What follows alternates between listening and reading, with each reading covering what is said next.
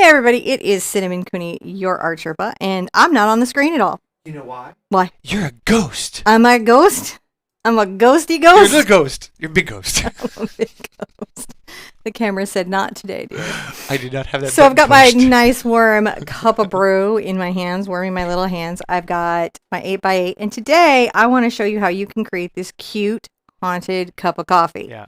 Now, if you've been watching me for any amount of time, you will know that I drink a lot of coffee. If there's a health benefit to coffee, I'm getting it. If it makes you immortal, I'm super immortal. Like, if there's good in coffee, I've got it. If there's bad, I'm doomed, but if there's good, I've got it. So that's sort of what inspired this, is just my love and right now the ghost trends. And I know you guys love to do stuff like that, so I wanted to make sure that we painted ghosts a lot this holiday, so that you guys were like, ghosts, I got them. I can paint any kind of ghost in any kind of scene and upload it and get lots of likes. So that's my goal for this, on top of a great Halloween painting for you. Now, this is an acrylic, and I'm going to explain it step by step. On the mic is my husband, John. Hello.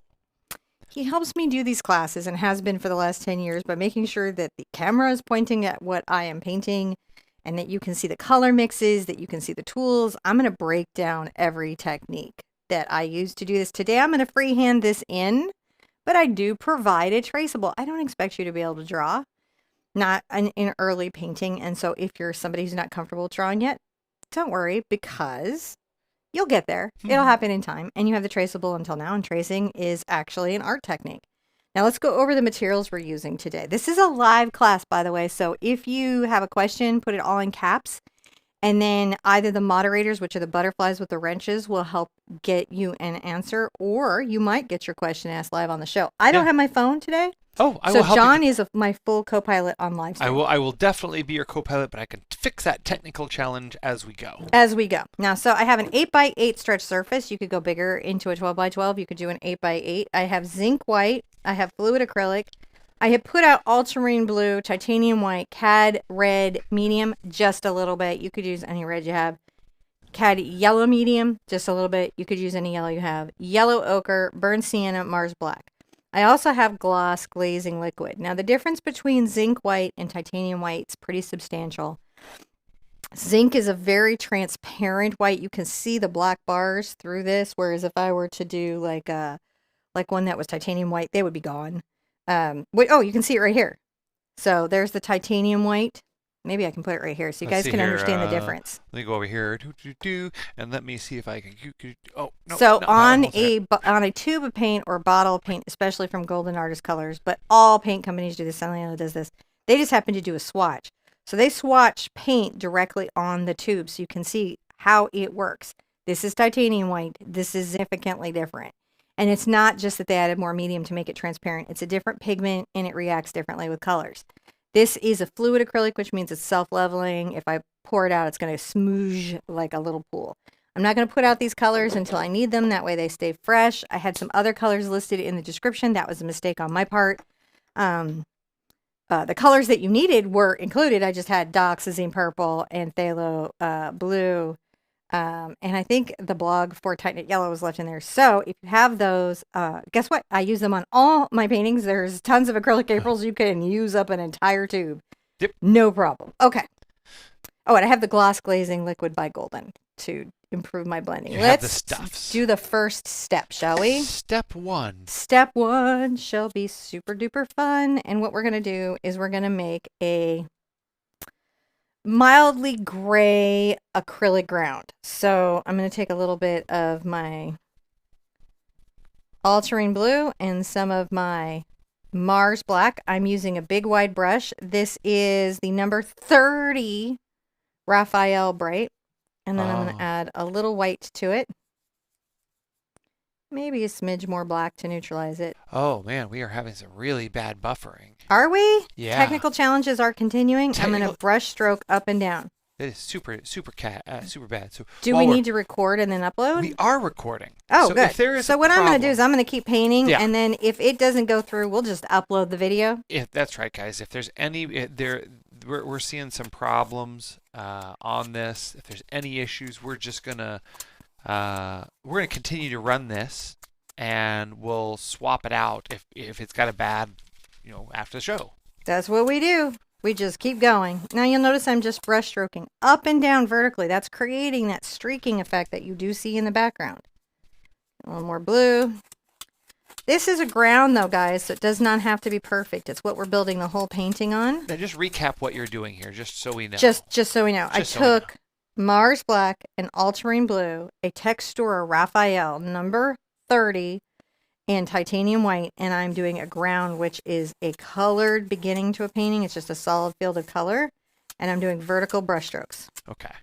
So you're just putting some vertical brush strokes of color on the surface. Yeah. Step one here. So if the buffering goes all the rest of the way for the rest of this, then you haven't lost anything. You won't lose it. The lesson will be here. And we're gonna record it here. We're not new to YouTube or recording challenges or storms, so don't worry. We got skills and plans. I'm just going around the corners. I'm not fully painting the canvas. I just want to make sure that if I frame it, the painting goes around so it looks good in the frame. Up and down. You can see it's a little streaky. It's not perfect. We want that. All of that creates kind of a cool emotion and feeling. And because we have the paint on there, next layers of paint will go well. Let's try everything thoroughly with a hairdryer though, because that will help us in the next layer. Right. Hey guys, so it looks like everything, wow, it's really acting weird. I can see it. Yeah, I'll have to work on that. So I'm gonna get the hairdryer. I'm gonna give it back over to you. Do we need to record and upload? We are recording. Okay. I don't know why I asked a question that he fully answered. Again, do you ever do that with your spouse where your spouse has completely answered the question in an adult manner with clear words and communication, but then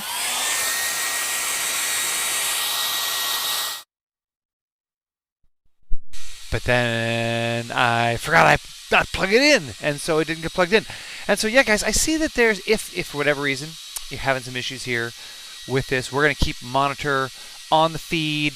We're gonna see how this goes, and if for whatever reason there is a problem, we will upload the finally thing, the problem. We'll re-upload if it's a problem. You know, we got this. So I'm gonna go over there while I was in the middle of all of that. A little bit of concerned panickiness. I wanted to make sure I get a good. You know, it's as good as YouTube says it is. As good as YouTube says it is. Now, I pulled out a brush called a 1-inch Princeton Select Oval Mop. This is synthetic, so don't buy the ones that are natural hair. The black one and the white one isn't the one you want. You want the one that's brown, like a reddish brown with a dark brown tip. Okay, that's the one you're looking for. So if you're at Michael's or your local Joann's or your local art store and you're looking for the Princeton brush, this is a synthetic oval mop. That's what we're looking for. I'm going to get it lightly damp. I'm going to go ahead and get a little of my black on here. And I'm going to put out some of my glazing liquid so that I have good blending. So that's what I'm squeezing out. This is Golden. This is the gloss glazing liquid from Golden. It does absolutely improve the blendability of my paint, and it lets me do transparent effects, which is super important when we're trying to do, well, very spiritual paintings and also paintings that have a bit of that feeling that we might expect from oil painting.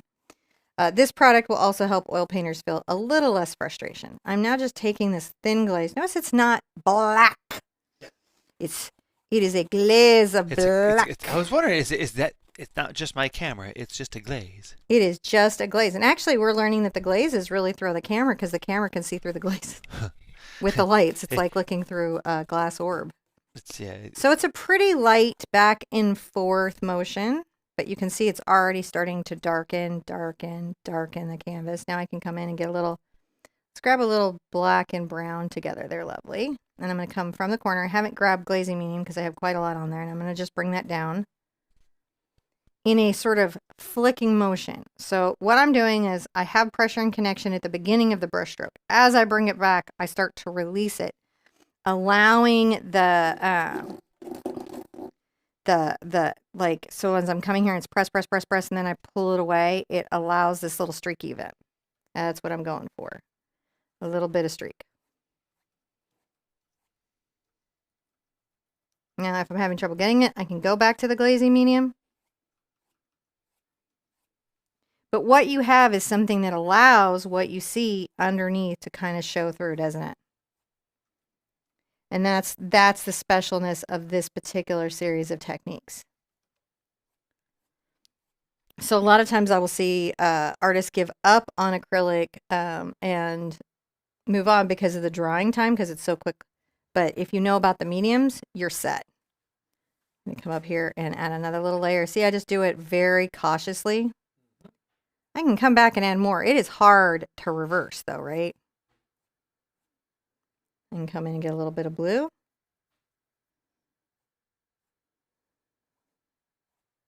And I'm very delicate with it.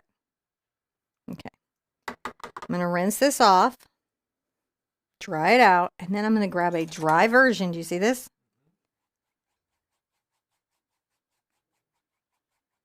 And blend.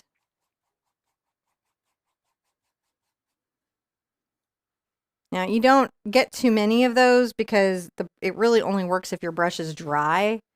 But when it does work, it does really well, and it will just kind of give you that more of a diffuse. Now, I'm going to really wring this out and put this to the side so I have a chance of using it again. I try to keep 3 or 4 of these in my studio so that I can get this effect. You can also use like a soft mop or a soft brush. And I've even had people tell me that they get good effects from the makeup brushes from Five Below that are synthetic. They just vigorously rinse them out and use them only as dry blenders. And apparently that's pretty fun. All right, let's call it another step. I'm going to get a little bit of my Cad Yellow and Cad Red. Gosh, it's not too much. Let's get a little glazing liquid on there so we're not overwhelmed. And maybe a little yellow ochre. Now, my superpower is my zinc. I'll put that out right now and you'll see why. Now, re-explain that zinc white there, just in case they missed it during the intro. Oh, okay. Because there was some. Yeah. So, it's tough to do because this is wet. So I have to do that later. Okay, yeah. But what you'll basically notice is that the see these little black stripes, and then you can see them through this. This shows you how this zinc is versus the titanium white, which completely covers the stripes. Yeah. And we went into this a little earlier after, but it's recorded, so you will have that. You will absolutely have that. All right. I'm going to grab a little bit of my zinc white, and you can see it does not change the color. I'm just grabbing a little more yellow of the paint so much. Mm-hmm. And that's one of the big problems that we have is that our titanium white really alters the color. Look how very little paint I'm using. I'm being very, very cautious with it, aren't I?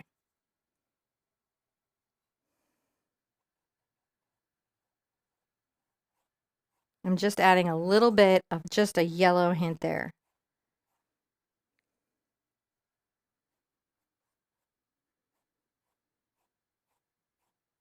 That unearthly glow is actually quite a lovely effect in this painting.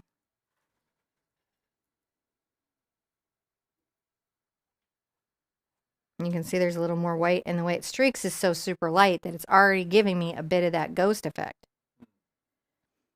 So that's how I know I was getting a lot of early questions about how am I going to get that glow? That's how you're going to get that glow.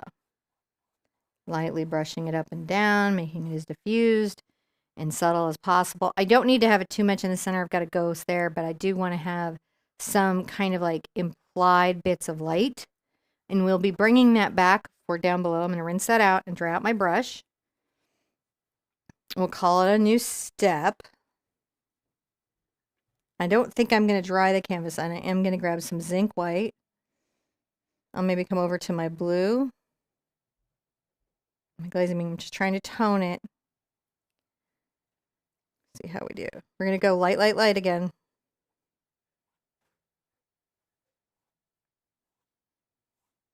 See how that just barely does anything? Sometimes barely is hard to get. Yeah. And so with acrylic, because it's such a powerful covering medium, it's so opaque and stuff, you know, having these tools like glazing mediums to to glaze and slow down the drying time. And it's all gloss glazing liquid by Golden. Glazing mediums usually speed up the drying time of your paint and just let you glaze. Retarders let you slow down the drying time of your paint, but if you glaze, the painting will never dry. So the gloss glazing liquid by Golden Artist Colors is the only one that I have used that gives me the results I'm looking for.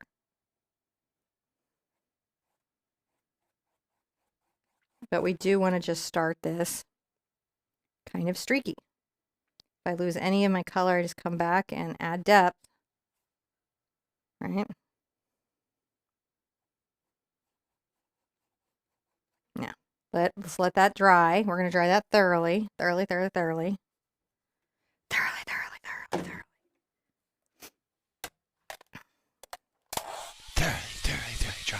Now, this is one of the things, is that titanium white is that really cool transparency in the glazes. They may take a little extra time to dry there because the glazes can extend that drying time, so you have to make sure you get a little extra dry time, thoroughly dry it, and you may see her occasionally just touch the surface to check to see how it is. That's just making sure that because she kind of feel by how tacky the surface is on whether or not it's dry or not.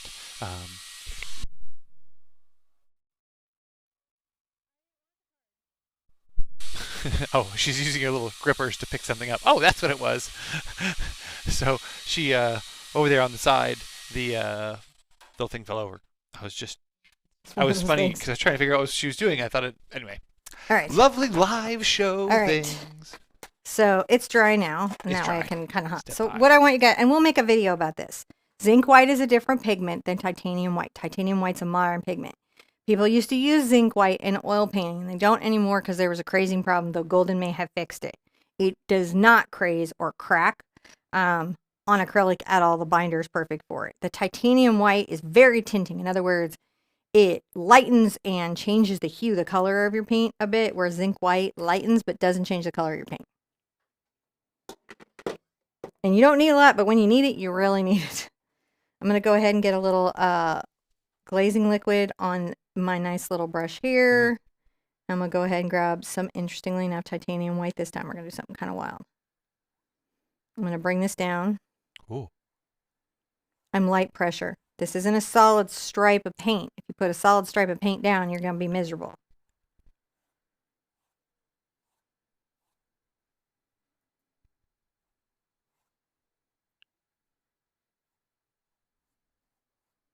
What I don't want is to see the brush shape. That's why you see me going over this. I'm kind of hiding the brush stroke, if that makes sense. The way that the filbert is shaped.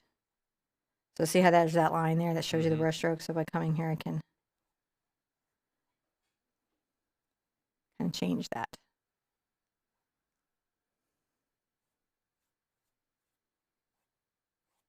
Okay, that looks pretty good. Not quite the hue we're looking for, but that's okay because we're going to get that later. Hue is color.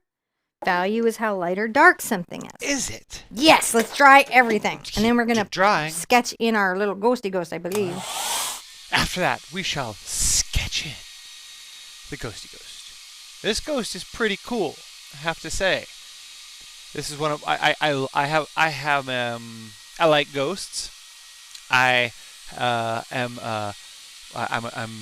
a pursuer and finder of such things, but have not found one yet. So we could say that I'm on that pursuit to find one, but haven't seen one in person. But been to all the places that they do exist. Like if I go to a haunted hotel, I walk the hallways looking. Not seen one yet, but I'm looking. Got my eyes open, trying to find the local ghostly apparitions. Especially during this month. It's a good month. Check them out. Pumpkin patches and all that stuff. You know, get that whole ghosty ghost vibe. She's going to check the surface, see if it's... Yep, that was right. Just touch it, make sure it's all dry. Yeah, that's what I'm looking for, is how dry is it. Now, I'm going to take a T-square, because it just helps me draw a straight line. It's a little ruler with this little fantastic edge here. And I'm going to use a Dritz chalk tool. Now, this is a Taylor's chalk tool. The reason I knew about these is I used to quilt. And so I was looking for something that was chalk that wouldn't stain or mess up my painting or seep through. Mhm. And I needed to be just chalk and easily go away with just a little bit of water. And I was like, oh, I know what that is. I quilt all the time, and I have to have that to mark up fabric.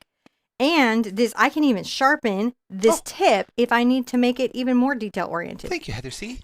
Oh, thank you, Heather C. This is an unusual ghost. Just a little bit. Why? Well, you mean like, gosh, haven't just seen. kind of bring that up. I'll tell you the measurement I'm giving myself. I'm giving myself a measurement of just a little bit before 6 inches or at 6 inches down from the top. So anywhere in there will do, because it fades away. So what makes it unusual? Oh, I haven't heard of a full coffee cup haunting since the automat closed in, like, I don't know what, 73, 74. So. Well, all right. So I suppose if you live in Lilydale, all of your coffee is haunted. Wow. Now we're going to find out if anyone from Lilydale is going to go, me, and my coffee's haunted. Me. Well, see, you know what? I've always wanted to have a retreat in Lilydale. I just can't figure out how to get everybody there. The unfortunate thing about this haunting. All right. Now, wait, let me. I'll let you work. And then you go into the haunting while I go back and forth. All right. I mean, because you got to warn them. Oh, no, I'm not you saying go you ahead. don't. All right. So I'm going to bring a little black and brown here, and then I'm going to come into my blue and my glazing liquid. So it's kind of an interesting little mix, right? The reason I like the burnt sienna and the blue and the black is they all kind of go to a gray, but then it's a warm gray or a cool gray. All right. So I got a question, though. All right. So we're going back and forth. It's very light. See how light that is? Yes. It's not a big or a heavy thing. And then I'm going to put out a little more of my zinc white, a little more. And I'll be using my glazing medium for the next bit.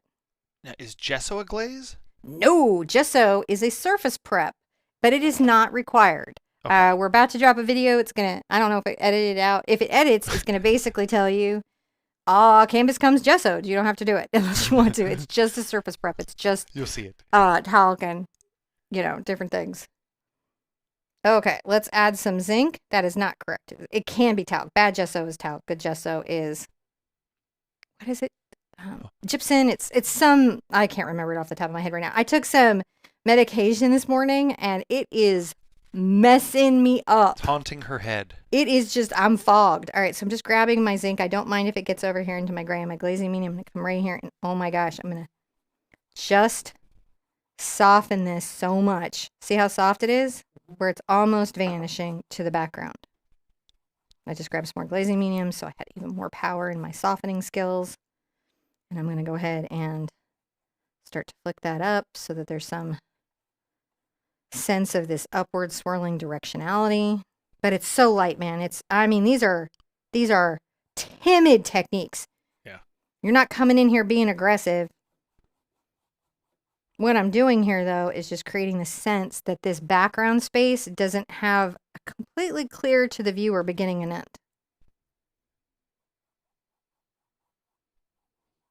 Yes. I can come back with a little more pigment if I need to.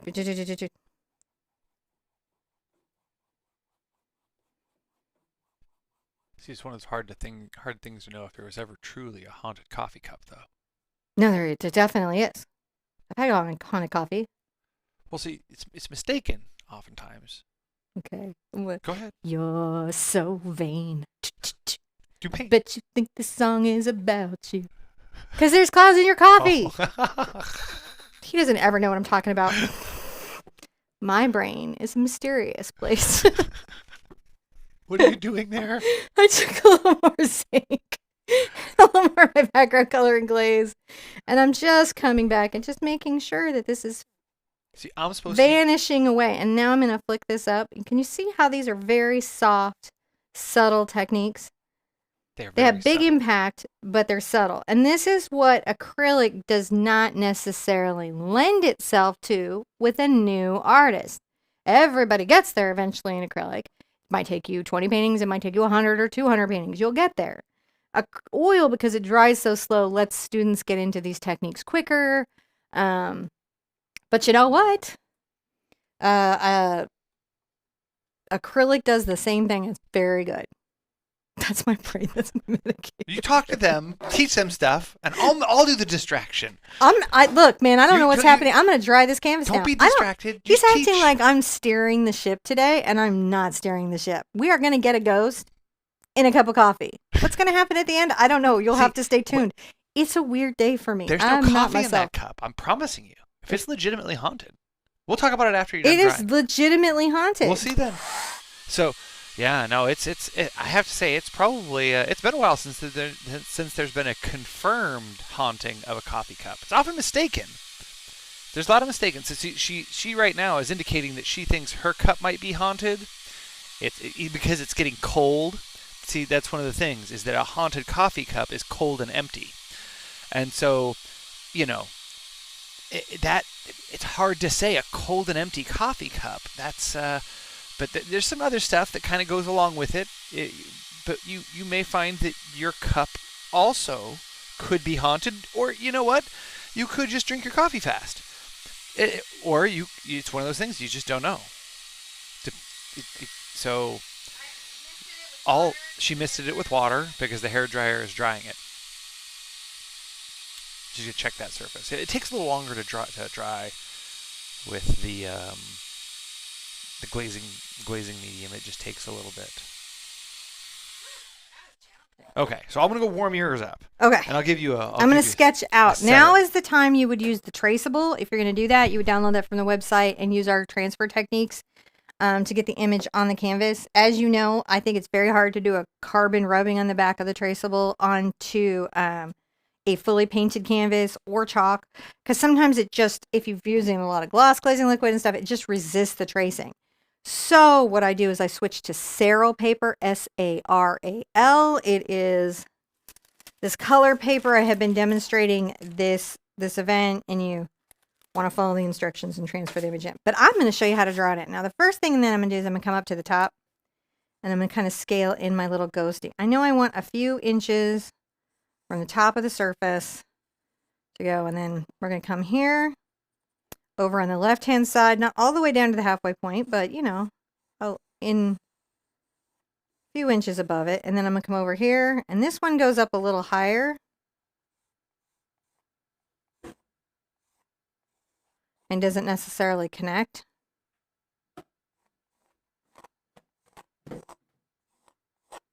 Now I'm going to come down here and, oh gosh, about right here, think about putting the bottom of my coffee cup. Now I'm going to be honest here. I'm freehanding this. I am not a Xerox machine. Me sitting on my little iPad messing around, or, doodling or whatever, because a lot of times I will pre-sketch something all in I'll have to do a whole thing. My actual process when I'm not teaching, like if I'm just for myself, like how do I do this for myself? I've got to take them through all those steps at some point. But like, how do you go from your references to your sketches to on your canvases to your thing? That isn't going to help you with ideas and stuff like that. It's just another series of techniques. Yeah. Everybody gets so excited. They say, oh, well, I'm going to do original art now. The idea part is still got to be up there, right? And we'll talk about how that's done too. Actually, it's not that hard. I should just start teaching how to be creative. Yeah. Not that hard. It's a very teachable skill. All right. So I'm making this little line across here. It's slightly curved. We're still on the same step, because we're still on the same step. Now, the little teacup, coffee cup, is a little wider out. So it's like kind of the ones that you get at the Holiday Inn Hotel, for which you would have lots and lots of. So see here, even the chalk isn't loving it. I had to take my chalk and kind of scratch it out because it was just getting polished. So if you've ever worked with jewelry or stones or anything, you know that if you rub something on this sort of like smooth surface back and forth, it gets smooth and it stops working. That's what's happening with your chalk. You've just burnished it is the word. You've gone and polished your chalk. So I'm making a little ellipse up here. I'm bringing down a little bowl. I should have tasseled the cup. That cup may have already been tasseled. Do you think? And I'm going to come here and bring my little handle off. That may be why it was haunted. That was why it's haunted, because I stole a cup. I didn't steal it. I wish I did. There's a thing we have called tasseling. It's when you don't really steal, but you accidentally end up with something like. It was not invented by me. It was invented by somebody else who was a genius. It now has become an official way of where you, in a playful way, snarfle something that you love from your friend, and then you like, ah, ha, ha, ha, and send him pictures and be like, I tasseled it. I accidentally left with that really awesome coffee cup of your house. That mermaid cup we all loved, it's mine now.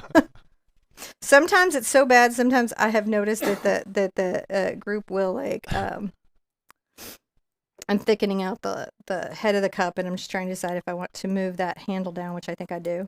Again, I'm not a copy machine. It's funny because there's tassel offerings that are sometimes left so that other things won't be tasseled. I've had that. Yes, people have left a tassel offering for me so I wouldn't tassel what they had. Like they pre-did it. Like they came with a mermaid cup and then gave me a mermaid cup and like, look, you've tasseled it. I'm like, you could have just said my cup. It's a weird conversation. So, I'm just kind of improving. I raised up the top of the head because I wanted to give the ghost a little more room to get into coffee because, this soak. So that's how I freehand it. You can use the traceable and get exactly from the original one. So, I'm going to make sure that that kind of comes down like that. And then this will have to come down like that. But you can see what we've got is a little smoky guy rising out of this, coming up. I'm going to even extend that out a little bit. So it's really just about observing your subject, and you just keep making adjustments, and that's why I like chalk, because as you can see, now if I've got to go remove something, I can totally do that, right? So that's one of the good things for me. Observing this just off the top of my head, I can see that my cup's a little more central focus, but I actually like that, so I'm not going to change it. What will often happen to me, I'm going to be real honest because I do these live, right? Sometimes later I will look at a painting and be like, oops. I'm going to start doing shorts where I show you how I correct boo-boos that I notice in my paintings later. That happens to everybody. Things that you wish were different than they are, that you would have adjusted differently. And, it's not terrible. It's just a normal thing that goes on.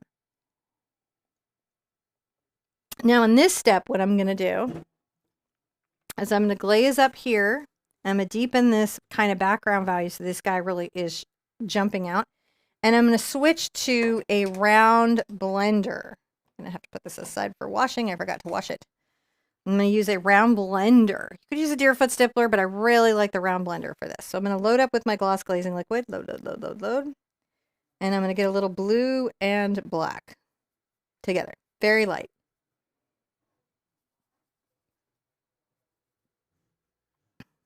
And come up over the ghosty.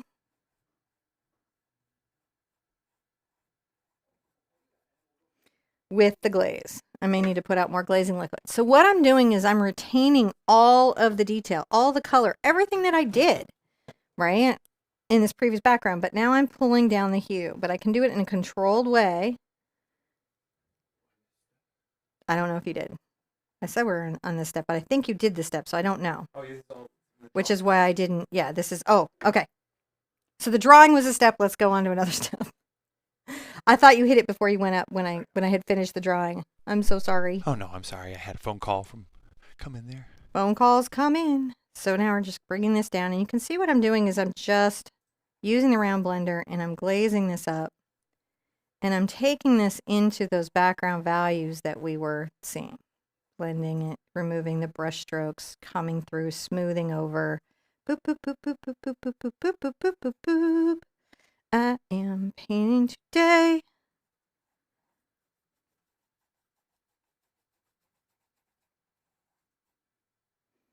Before we realized that we were going to be a really family-focused show, like that we knew how many kids we were going to have watching us and stuff, we did a couple of late-night paints where I had a glass of wine. And what we learned is, not only does that make me super silly, but it does not improve my painting. So today I am a little bit silly, and I know that I took a anxiety med, and it just rolled me. It definitely helped me fall asleep, but I'm just super fuzzy now. So I won't be doing that again before show. I'm going to continue to add black, but maybe it's making me a better teacher. I don't know. I was worried I was going to come here and just stare at the canvas and you guys are going to be just watching me stare at the canvas. Nah. Now, do you see how we kept our detail, but we pushed back into the value that was important to us? Right, and we have that value and that's going on there. I'm going to come in and grab maybe just a little more black and a little more blue. And a lot more glazing liquid. And just make sure this is quite dark right here.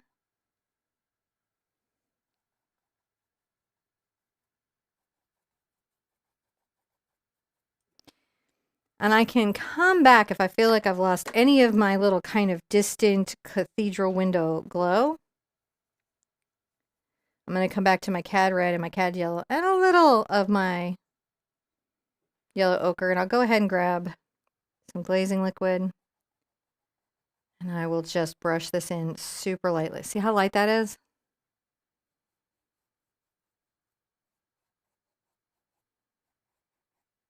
I don't want to take away all my ghosty, so.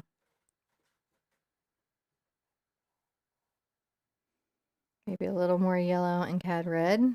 This is some zinc right here, so I'll get that involved. It's a nice way to lighten things.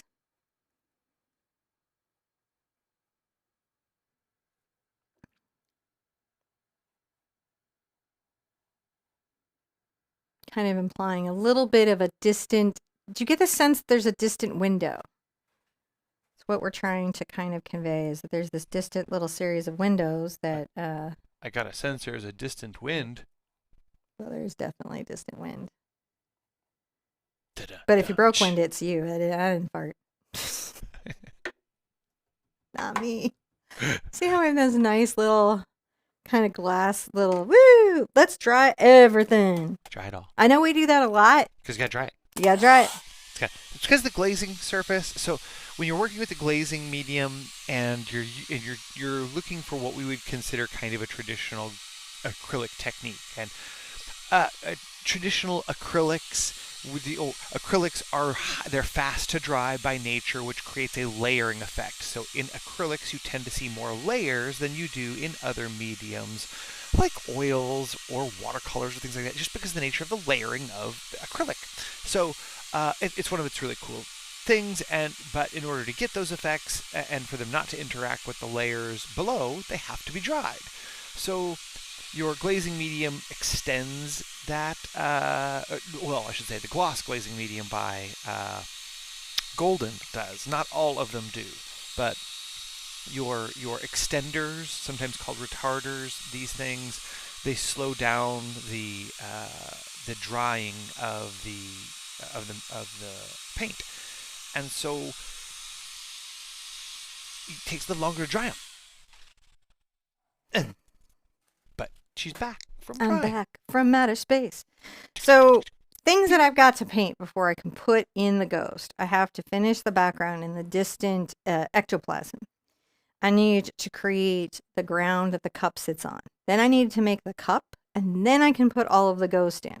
And that layering helps me create a nice transitional softness from one object to another, layering in the canvas. The placement of objects, when and how we paint them in relationship to each other, also creates layering in our two-dimensional space. I'm going to grab some zinc white. I'm still using my round. I'm going to come right here on my left-hand side, and I'm going to do a little curling brush stroke.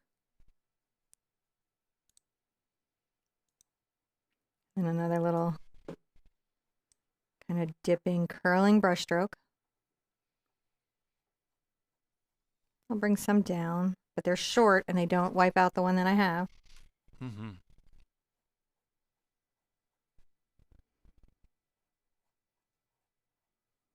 Glaze and zinc.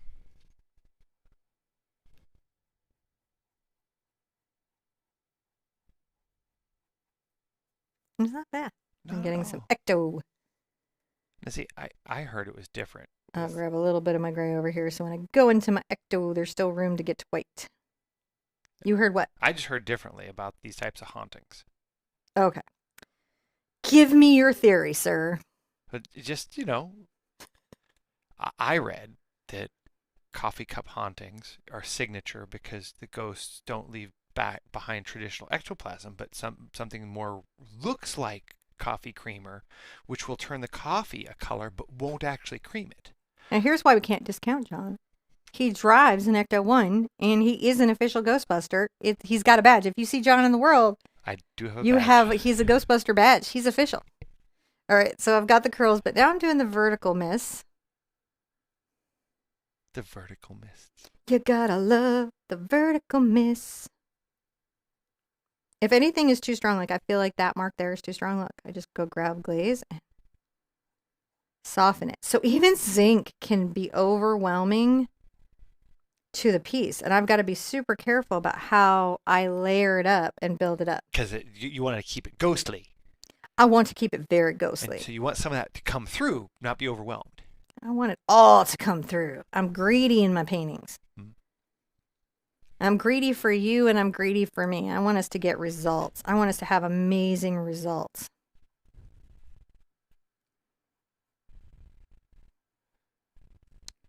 You know, we're coming up on our 10-year anniversary. Not us, marriage. We've been married forever, like 27 years. Yeah, the YouTube channel's about to have an anniversary. So I'm going to continue to like pull this up here. Just streaking this down. And then maybe down here a little heavier. But I'm going to leave this dark corner dark. Leave the dark corner dark. It's in the instructions, man. Now, if you don't have zinc white, is there anything else that'll do? Titanium white in the glazing medium, and then you just be extra, extra, extra cautious and know that you've got a lot of pigment in your hands that you'll have to be careful with. I've even seen people pull this off with titanium white and water. But I'm going to tell you a weird little inversion. The less skills you have, the more tools you need to get to a technique. The more skills you have, the less tools you need to get to a technique. But what happens to you is at some point you're like, yeah, I could get here with a little titanium white and water, and I could wait the weeks for it to bind and all the stuff that I would have to do, but I could just go get this very reasonably priced gloss glazing liquid and a zinc white and not ever, because that's going to last me 30, 40 paintings. Yeah. I know this because I do a 30 painting challenge every year, and I'm 2 ounces of paint for the full 30 I have left over. I usually have about a grip of paintings left at the end that I do. So I know this lasts a while for you guys. I'm going to continue on with my zinc and my little bit of my blue. See, I'm just sort of tinting it so that I still have room to go to the white.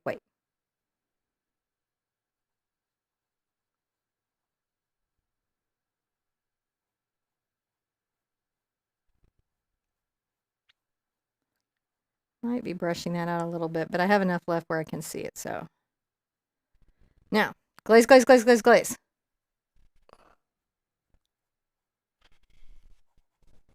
even get in there with my little finger. Sometimes the chalk will get in there and tint it a little bit, so I do think about the chalk on this stuff, and I actually am fine with that.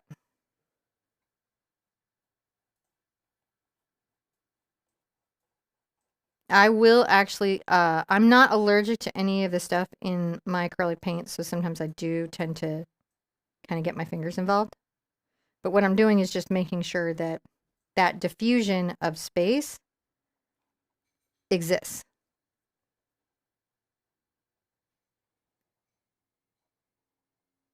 If you're at all worried about touching the medium, then you just use gloves. See, look how long it took me to find the word gloves. I'm real worried about me. I'm okay. I'm actually really okay. I feel good.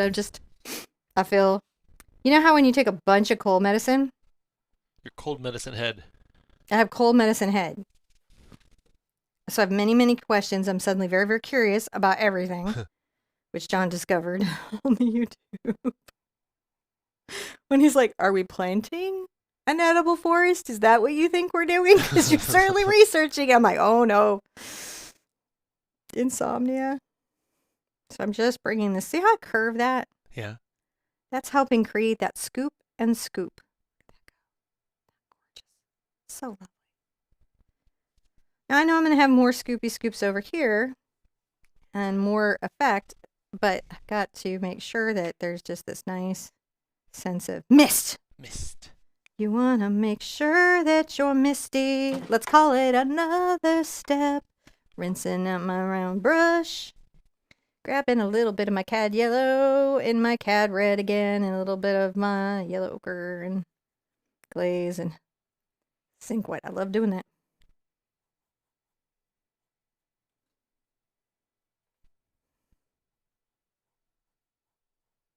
Brushing a little bit of that, like, kind of, I don't know how to explain it, but glow.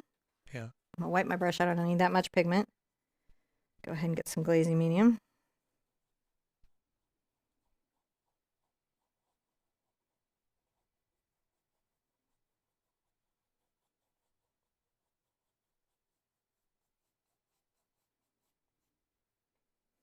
And grab a little bit of my white glazing medium. I don't mind if it has some gray in it, but I just need to make sure that we've got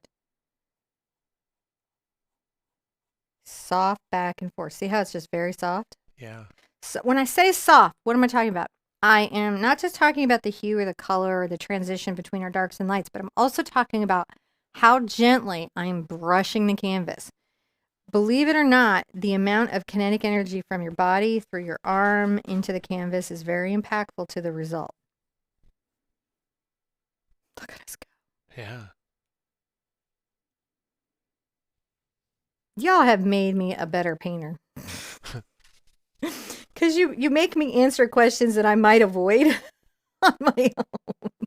Like, how do I paint a truck? I'm like, oh no, cars. Right? So that's a little streaky to me, and I don't really love that, and I've lost some of my mist. So what I'm going to do is I'm going to come through here and kind of make sure. And if it just won't stop, guess what I do? Dry, clean brush.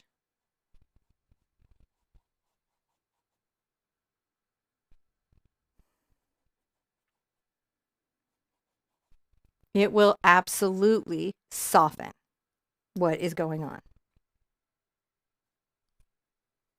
I'm going to grab a little bit of my darker color and my zinc white here, and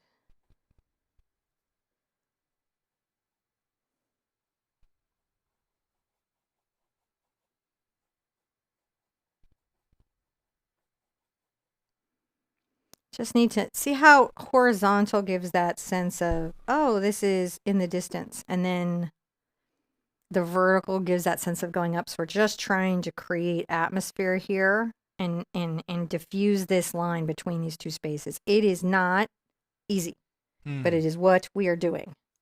I'm going to grab my black and blue again. I'll go ahead and get a little bit into this little area over here where I have my zinc and my glazing liquid.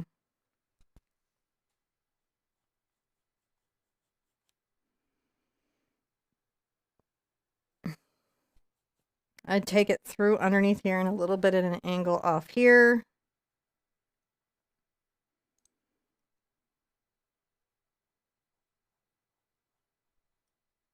Brush something back, get glaze if you need it. A lot of times I'll be doing something and I'll be like, oh, I need some glaze. And back and forth. I'm making kind of like a little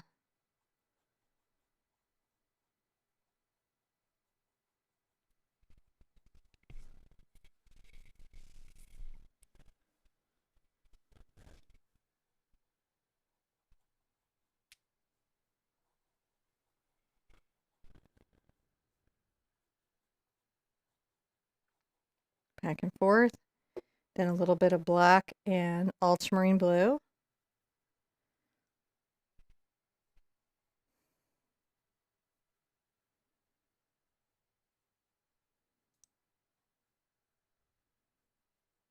And I come at an angle. I'm coming this way, brushing back and forth, down low on the canvas. Over here, I'm going to just diffuse it. See what I'm doing? But over here, I'm going to strengthen it. That creates that sense of a shadow going that way, doesn't it?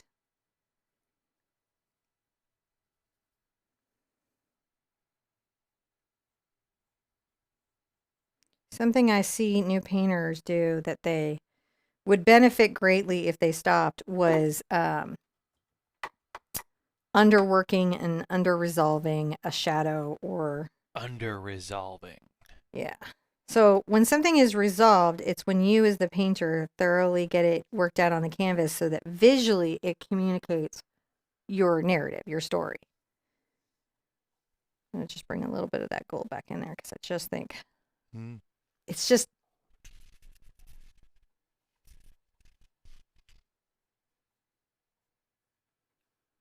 pretty cool ghost. it is a pretty cool ghost. Get a little bit of my gray again.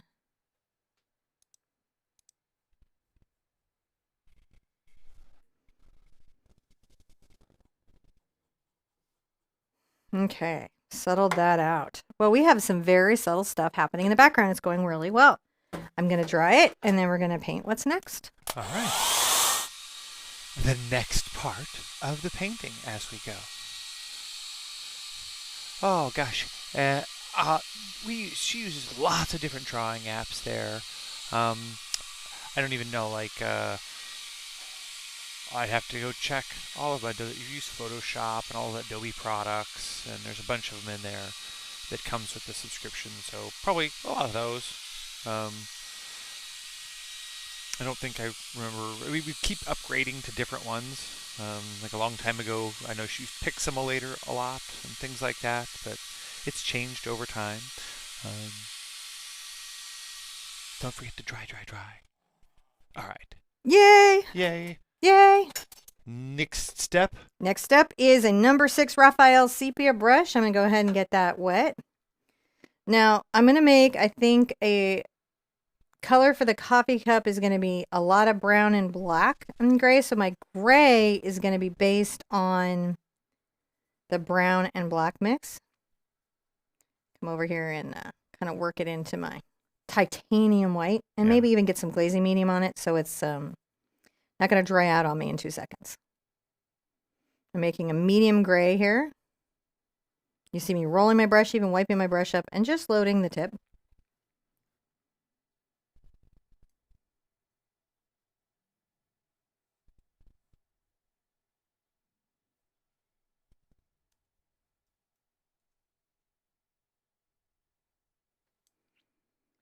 Sometimes I want to improve flow, so I'll go into my glazing medium too. I can go into water or glazing medium to improve flow. Brushability, how easy it is to brush the color out.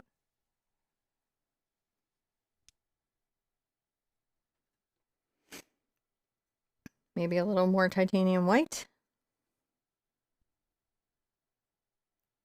We use the titanium white here because if I tried to do this with zinc white, right, that's fantastic, isn't it, what I just had? Let's grab some just pure zinc white. The coverage is just not as good. Right? Even between these two, you can see a lot of what's underneath. So that's why I go into the titanium white where coverage is required, but where I might want, I'm going to just wiggle my brush out. You can kind of even see even dry brushing starts to create shading in the cup, doesn't it? Yeah. It's wild how it does. Grabbing a little more of my titanium white. Definitely work my glazing medium in there. This is lighter on this side of the cup. Lighter? Mm-hmm. Gonna add a little bit of a highlight there.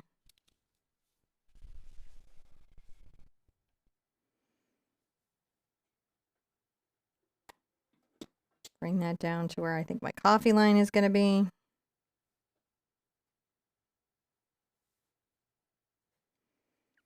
To my darker gray for the back of the cup. And I can go darker, darker, darker if I feel like it.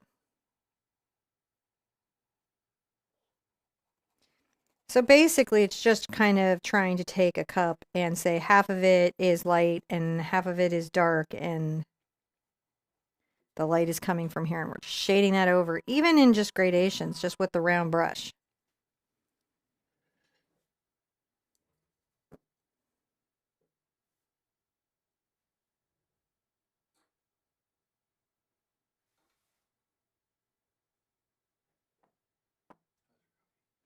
Cold. It's haunted. So that's the only problem with Ghost Coffee is Ghost Coffee is iced coffee. See, that's the problem is you don't really know whether or not your coffee is haunted or if it's neglected. Mine's haunted for sure. And then you don't know if you're going to a bad cafe or if it's haunted coffee, because these are very easy to enter. There's some very, very specific things you have to look for a haunted coffee cup. I've shot down a lot of haunts, I can say. So I'll go get you some more. Okay, I'm just moving my little handle over here, and you can see it's pretty close to the background color. I can still see it. These are subtle things that I'm working with, but hopefully I will get my cup well shaped. If your cup is very lumpy, you can do what I do, which is be like, oh, it's handmade. It's a craft fair piece. It's like it's supposed to have fingerprints and things because made by an artisan. What you want to just be looking for is just the symmetry of your cup.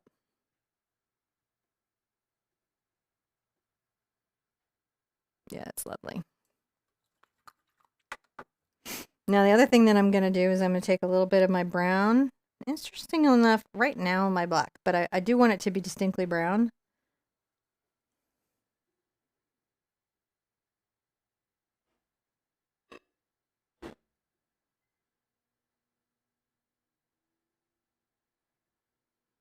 Isn't that amazing how quickly, almost magically, that becomes coffee or tea?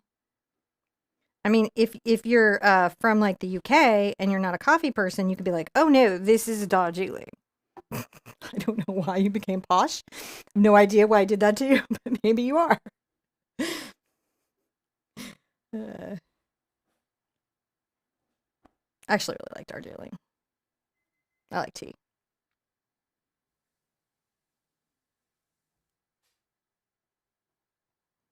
When I first got on YouTube, I got a little bit. It felt like a lot at the time, but I recognized for the internet, not much. A little bit of bullying about my teeth. And I'd been in a car accident and had some damage to the teeth years ago. And then along the way, we realized that we had to do something. And so I ended up having to have a bunch of dental work done and surgery, and like things fixed. And then veneers. And the thing about the veneers is like I worry about it with tea, because they're so staining.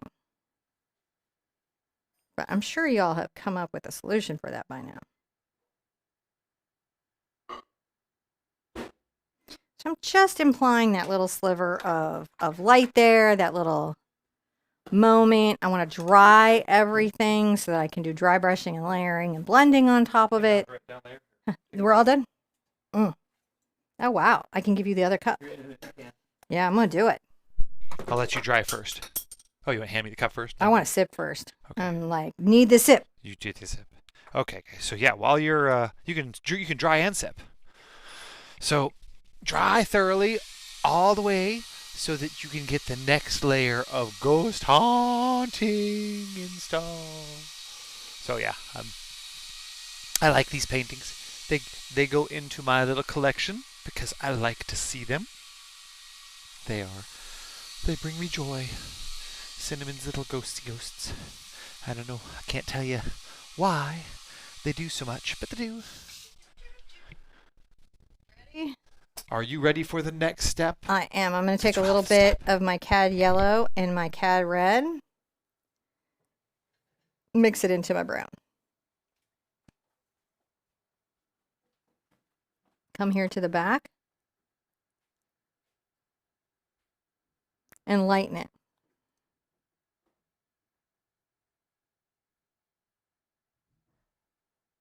All right, a little bit lighter. Come in a little more yellow. A little more brown.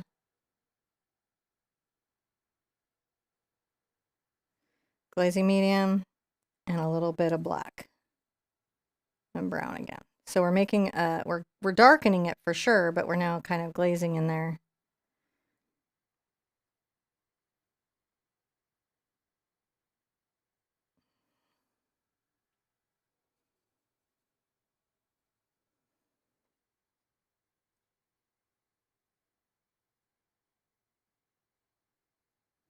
That leaves like just a little bit of a glow at the back end.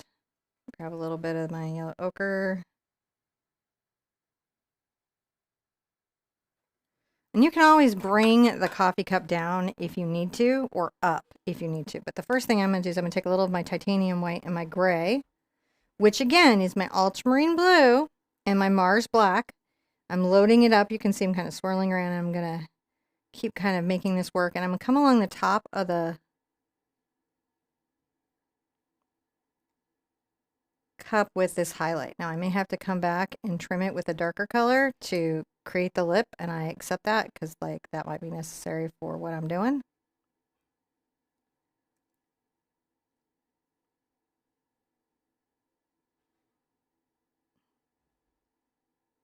But I'm just creating that highlight on the cup.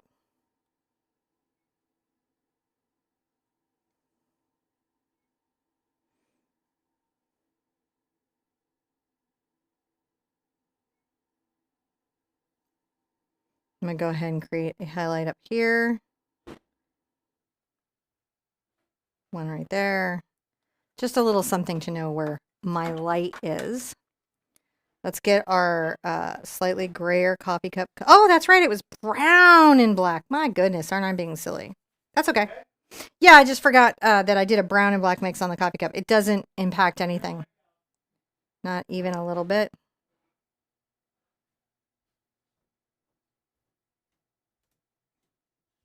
Shade that right there.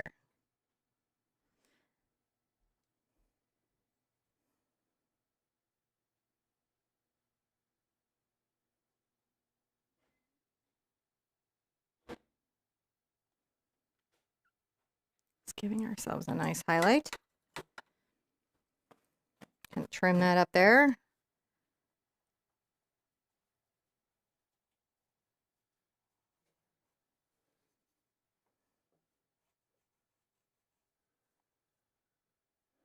We're just making sure that the edge of our cup has caught some light. That's what we're really trying to just say. I was like, oh, the edge of our cup has caught some light. I'll put this aside and I'm going to grab a D brush. I'll grab a small one and I'll probably initially grab a synthetic. This is really tiny. This is a 0 Raphael Textura D brush. It is a filbert with a blending area on the back. You can just use a round or bright or what brush you have, but these are wonderful for edge painting and blending, and I really like them. They'd be really good for the smoke and everything here. We're going to use a lot of it. I'm going to go ahead and get some of my titanium white and, interestingly enough, my glazing medium. I'm going to come over here to the far edge of my cup and highlight, and then using glazing medium, I'm going to bring this back.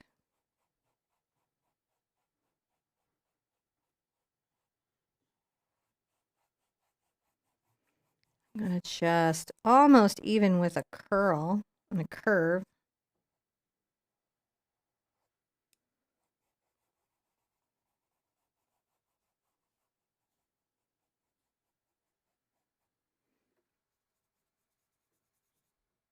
A little Mars black and a little burnt sienna again over here for a darker set of colors. That doesn't mean I won't come in with blue, but I want the warm to like compete against it.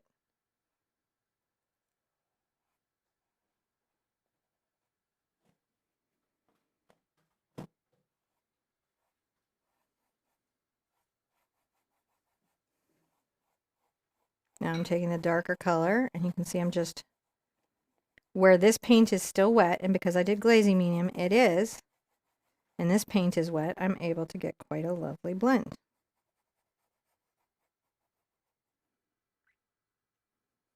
That's not terrible, is it?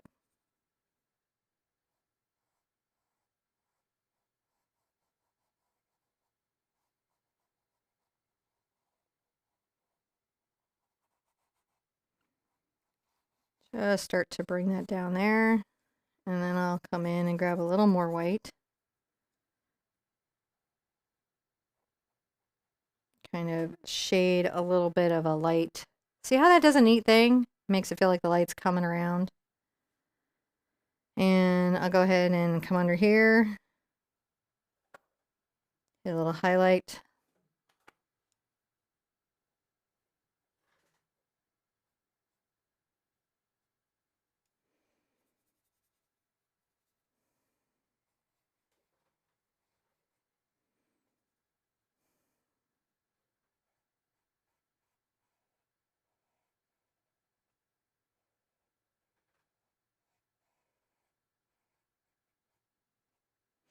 All right.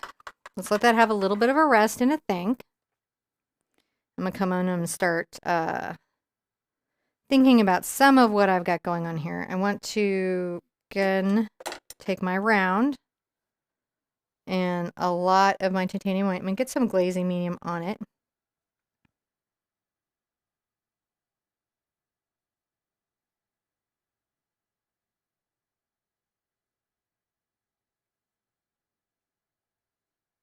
Add some highlight to the cup. Now I kind of raised that lip there. It probably will vanish into the ghost, but if ever I overpaint, I can always come back and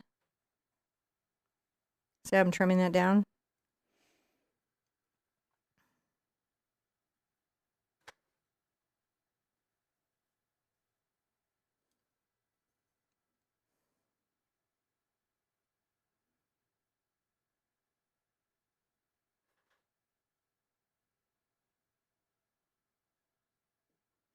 Bring in like slightly darker and darker.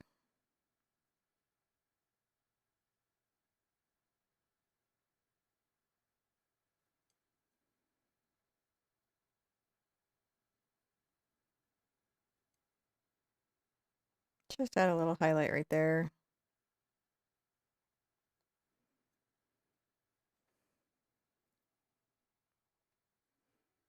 Just start to highlight the inside handle of the cup. Just little touches makes a big difference. Let's dry everything. Dry, dry, dry. Dry, dry, dry. Dry, dry, dry. Dry, dry, dry. Dry, dry, dry between the layers. That way. Oh, and you know what? I'm optimistic about this step. I am. This next step could be a good one. Could be a good step in Ghostland. So if you're ready to join us and painting more of these, you can check out our website, artsherpa.com. We have all sorts of resources out there for you. Okay. Okay. You know what this step is? Yeah. What is it? I don't know. It is. I'm grabbing an ultramarine blue over to my white a little the bit. 13th step. It's a lot more than I wanted, but I'm going to keep just valuing it down. Now, if I want to gray it, I just put a little bit of burnt sienna into it. See how it grays it? Just a touch. I grab my blending medium, and I'm going to come to the top of my ghost head. Just make sure, very nice smooth line there. That smoothness can come down a little bit here.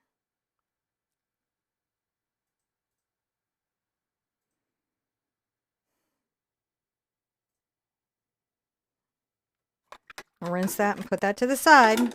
Grab this, get some glazing medium on it, and pull that down. I'm using my D brush again. Titanium white, not zinc, but only at the top. I'm not going to want this sort of opacity through the whole piece. Pull that down. I've got lots of glaze.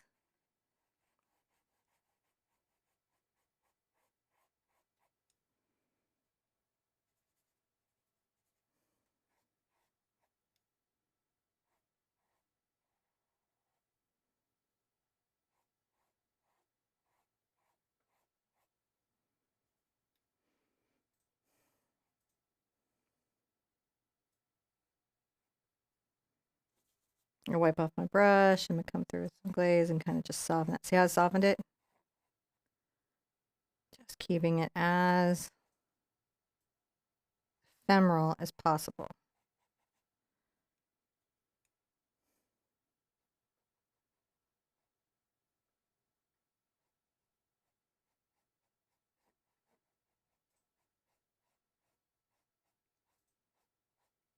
So this is like little steam has come up and said, boop! Sorry to go boo in your ear. Is the ghost with the most? The ghostess with the mostest. From coast to coast. From coast to coast. Space ghost, coast to coast. With Zorak. That's my haunted voice. You are learning to be haunted in this painting. Ooh. You know what I could do for a Zorak painting? I could. I actually have. Oh, there's a poll going on right now in the community tab. I should go put that in there. And in the Facebook. No, but I can. I'm gonna write it in. You can't write. I'll put up a poll so you can have it. I'm just curving this brush stroke there. And you can vote on what we do after the Halloween program is over. And there's a nice forest. There's a great hedgehog and mushroom. There's a cat with all kinds of sewing accessories. So like if you're a cat person who sews, you'll be like, oh, there's a great horse silhouette that would be very easy for horse fans. So go check it out. How I do my polls is the winner always gets painted. And then if the runners up are super close in votes to the winner, like everybody's sort of excited about everything, then I will try to get as much in as I can. Now, while this is all having a dry, I'm going to grab my detail brush and put my glasses on. Shall we? Now I'm going to put out a couple of things. I'm going to put out some more zinc white. These are zinc white, glazing medium, titanium white.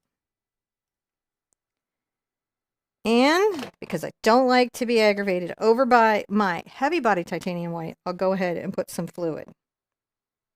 I just like this for lines and things where I need to have a little more control. Yeah, I can see it.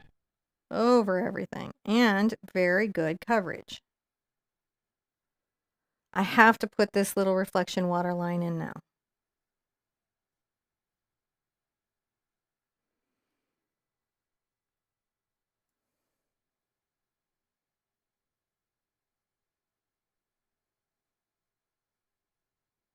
Now I can kind of little implied ellipses. And I will get that in a little bit. I'm going to go ahead and get a little of my black on my detail brush. And I'm going to paint two little eyes. They're little circles. They're like, these are ellipses. This is a #1 Princeton Select liner. It just lets me have control over detail painting.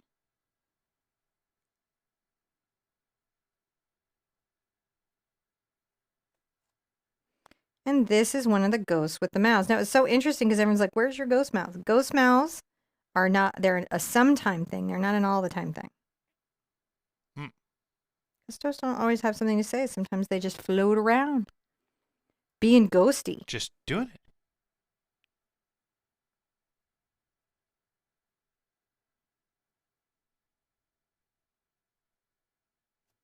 All right, we got some little ghost face. I like having a little ghost face. Do you like having a little ghost face? Yeah. Well, that is having a moment. And check to see if all that is dry. That is not dry.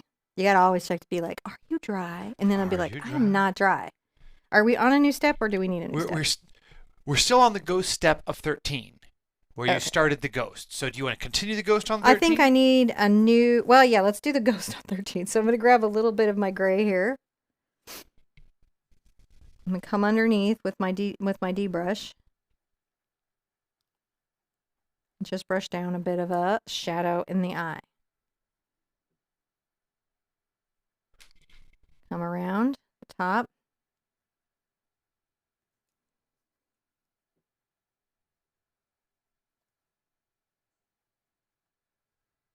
Little shadow in the eye. Do we lighten it later? Yes, we do. So don't worry. But we want it there. And we're going to come under the mouth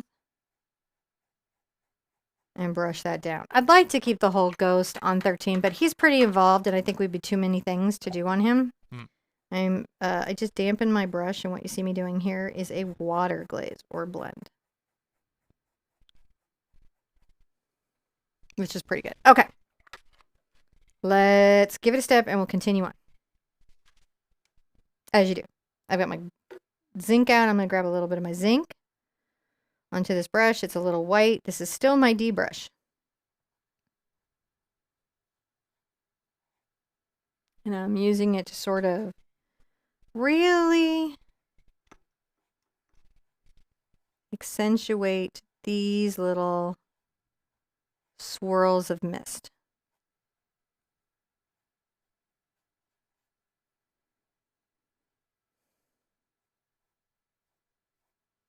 If I need glazing medium, I can get it.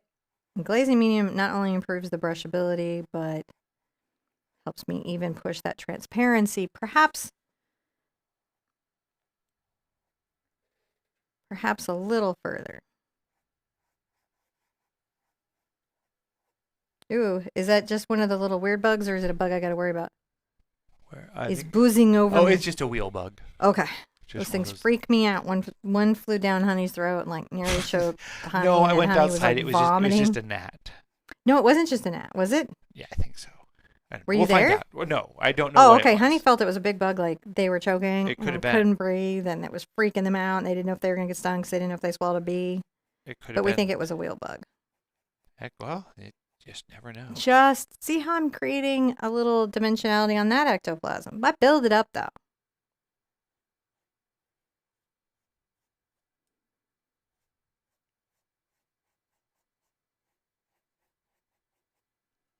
And I use my brush to just kind of have control over how that goes. Now I'm going to go ahead and get a little bit of my titanium white.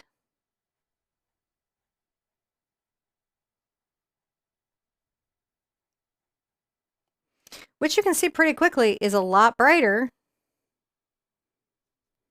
I'm going to grab some glazing medium so I can kind of blend that. I think I might have to have more of a detail around the eyes, but we're okay for right now. That's funny. No, just enjoying the whole thing. Bring a little highlight on the left side of the face. And I'm going to make sure that around, I might have to come and put some eyeshadow back. Eyeshadow. A ghost has eyeshadow.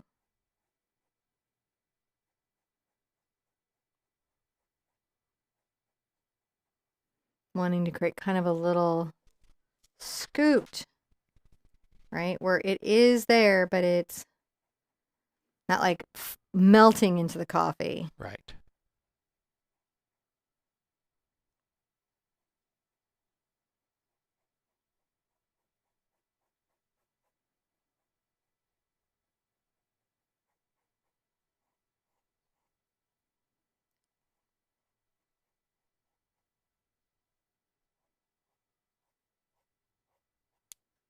Just adding little strengths and get glazing medium if I need, zinc if I need to. Mm-hmm.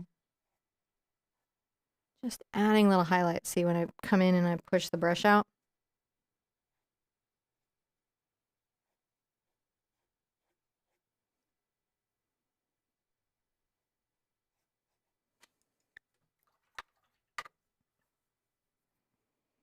A little bit of my Ultramarine blue and Mars black. Lots of glazing medium.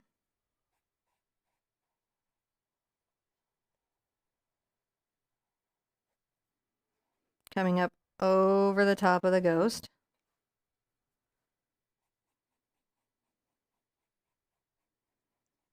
And blend it out. See, we're just creating a bit of a shadow. Every ghost I do is a new ghost. It's true. I'm going to go ahead and grab my detail brush and my titanium white.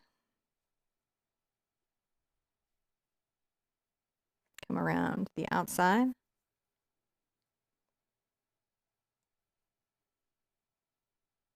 Around that outside on the right side.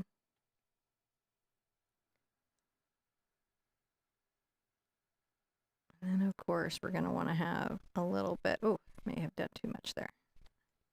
I can also always grab glazing medium to blend even on a detail brush. See what I mean? Yeah.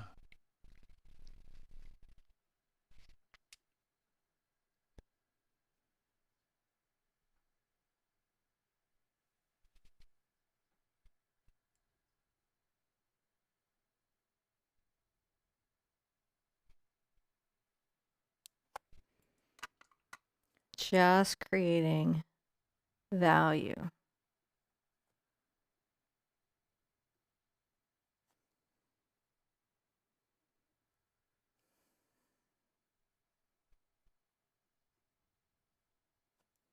Now, anytime I want to blend anything out, I can grab an oval blender that's clean.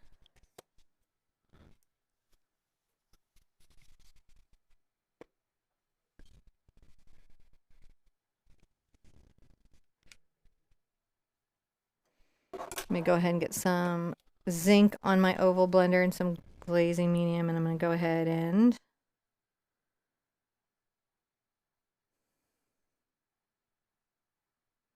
bring some highlights down into the coffee. Man, we're cool. I'm sorry.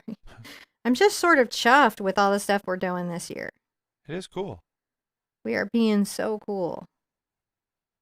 If you had said to me 10 years ago, you're going to be able to paint anything that you want to paint online and people will paint along with you, I would have been like, no. Yeah. That's not possible. Why would anybody do that? What? No. Maybe like 1 hoot beginner paintings. I was like, for sure. But I wasn't sure you guys would ever do 2 hoot, 3 hoot, any of these wonderful complex things. And you guys have been so game for it. See how we're pulling in little streaks?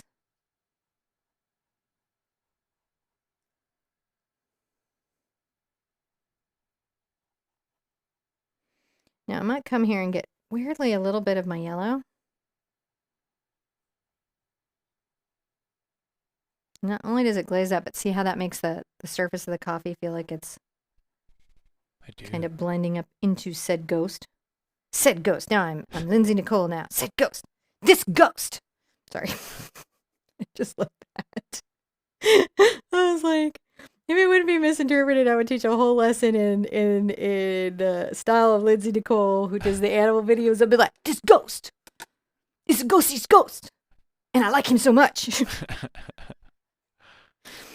But I'm not cool like that. All right, I'm going to grab a little bit more glaze and zinc.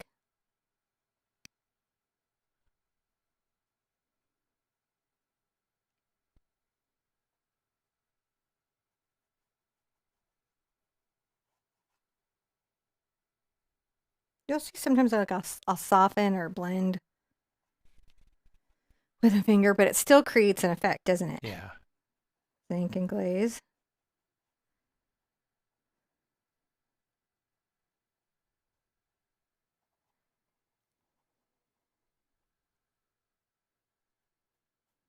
Some people can be very allergic to products in acrylic paint. So if you want to always use a glove first, I mean, like I've been doing this for years and years before we even, like I think I was in college before any of us talked about the safety of cadmium. Huh. I was like, oh wow, I've had access to this stuff my whole life. If I had been one of those kids that ate things, Yeah. it'd been over for me.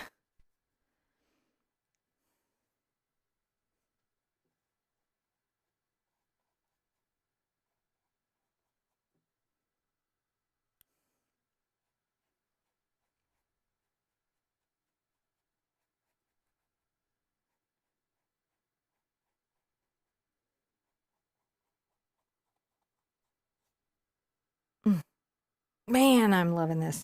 It really is cool. It's very cute. Now, I think initially, so his face is a little different than the original face, and that's because I put the eyes over here. So I'm going to actually take the time of drying this and moving the eyes so it's more like the reference, and that's going to show you what to do if you do a lot of work, but you maybe place things where you didn't want. Okay.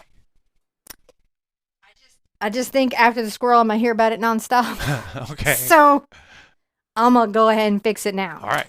So you just got thoroughly dry because you're using your different the glazing mediums and things like that can affect it. So really should thoroughly dry, and it'll just take a little extra time, as you said before. That's why she keeps touching it, and I think that will solve that. We'll go back. Looks like she wants to do a little bit of changes. A little bit of change to this. The face is touching that to me. Yep. Sure it's dry. Yep, making sure it's dry. I'm grabbing my blue and black and titanium white. Next step. Fix the face. And I'm going to kind of paint that out a little bit because I just think I'm going to get comments and comments and comments. It's okay.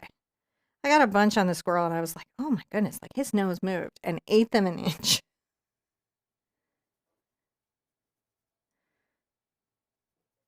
Okay, so we're going to come here and you'll notice that I'm using the gray, which was my shadow pull down color. Sometimes when I'm correcting or changing something, I will go into my dark color.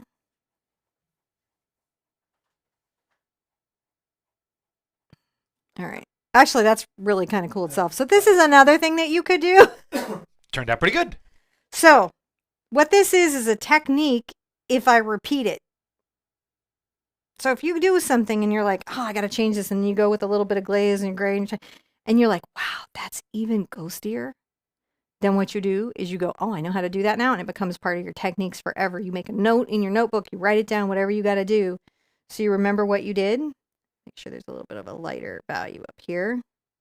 And that way you can do it again. But I'm going to dry it and put it so that, and explain why the ghost facial expression sort of got a little less cute and a little more, So, yeah, just, and this is one of the things about acrylics. You just do dry and you can do again. So don't worry about it. This is a pretty straightforward process to do.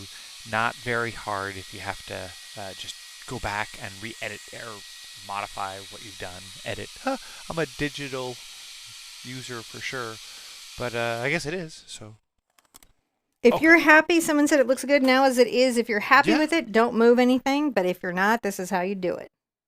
All right. So I'm going to explain to you why. So one of the things that I do in my painting and have always done, and I still struggle with, is aging up my children by about 5 years. And what that's about is when children are very young or infants, there's a positioning to eye to nose, like where the nose is very short and up close into the eyes, and the eyes are kind of lower down and this plane, and all the features are shortened. And then as we get older, everything elongates.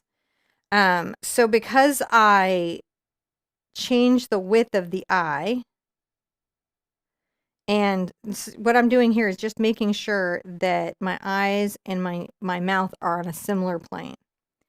So the trick of this was that I used that sort of child relationship to features close together and on the same plane to make a more playful feeling ghost. When the two eyes were closer together and there was more distance between the mouth, it looked a little more like an adult ghost. So that's what happened with the squirrel is I just elongated the features a little. I mean, like 1/8 of an inch. It was so little.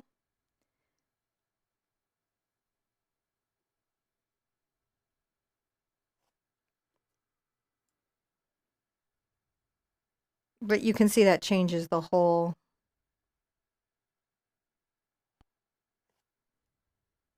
Oh yeah, there it goes. See, and now it's a younger ghost. Ghost, because little ones have close together features. That's right. That's awesome. I would be that girl's neighbor. Like all the time, like I hope my neighbors don't hear me. I'm like, I would love to hear her being like, encephalopods. I'm like, yeah, encephalopods.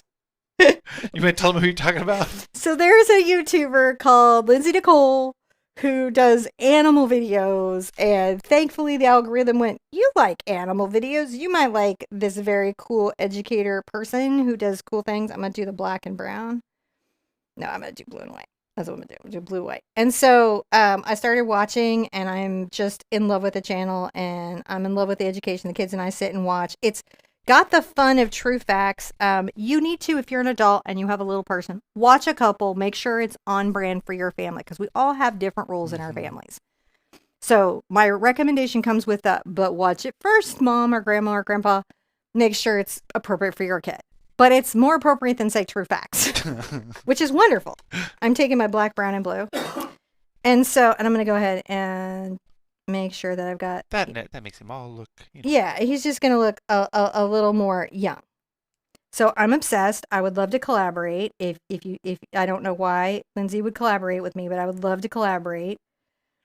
And I just love them as a creator. Just think she's so funny, and it's something so different from everything I've seen on YouTube. And I watch all the animal shows, and I really like it. I really like it when somebody new comes on and doesn't just regurgitate what some other creator did, and then put it out there. I'm adding this little shadow, so you see I'm kind of moving the shadows, and that's changing the positioning of the face. I don't stress on my acrylic painting when stuff gets weird, because I know I can fix it. And now you know why that was a thing. Because kids have this different positioning of features, and that changes the ghost. All right, I'm getting my lighter ghost color.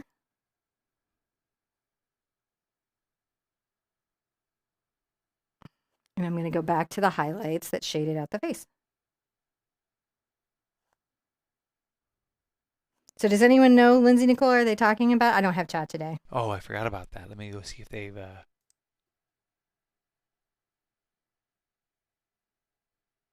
No. Nobody. So if you guys haven't watched Lindsay Nicole, you should. That's my 2 cents. You don't have to. You should. I love it. You like her show. You do watch I her a like lot. her show. It's not a sponsor of this show. Sounds like it, though, doesn't it?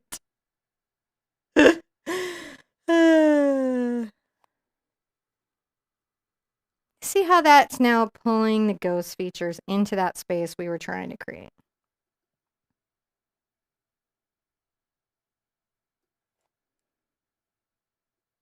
The reason I come through with the detail is because it can be really hard with the bigger brushes to come in and not, paint out everything. I am adding more white over here on the left-hand side. Because, cup, ghost. Sorry, I'm being kind of slow on today's painting. I apologize. A lot of things get passed on the left-hand side. Totally did not know what that song was about when I was a kid. I assumed it was like some skipping game. I was like, yeah! And I'll tell you what, my witness parents didn't know either because I was allowed to like run around singing it. I guess what you don't know. You find out later in life. Wiggling the brush to kind of smooth this highlight over on that left-hand side. See, even on this detail brush, look how much control I have. I'm just wiggling. We have moves, right? Like, remember, you've got moves. Now I'm going to come back with my round brush. And let's get some zinc white into here and a little bit of my blue-gray.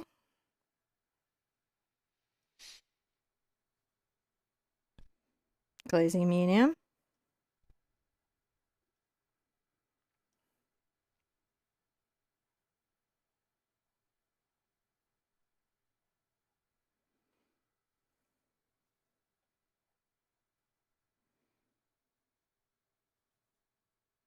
And then titanium white and a little glazing medium still, because we still want some transparency, don't we? Yeah.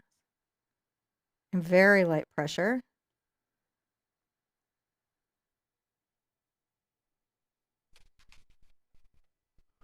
Kind of coming here and just making sure that the bottoms of these are a little bit rounded so that the face, comes back to shape. Here, you can see I'm just softening those two spaces. Such a soft transition, but pulling down strong, ghosty elements. So by using a more pigmented white, I can now bring parts of the ghost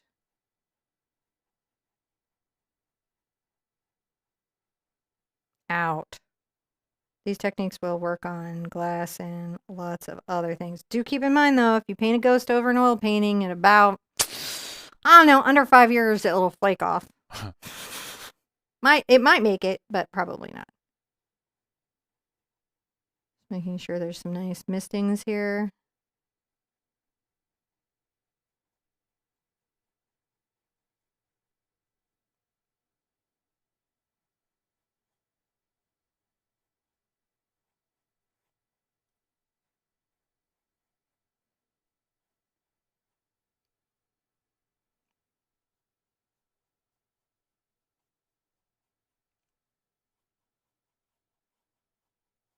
Just so light with my brush. So light. That's the trick here. Lightness. If it gets away from you, come back with glaze, smooth it out. What I mean by that is if I went like that, that would not work for me, would it?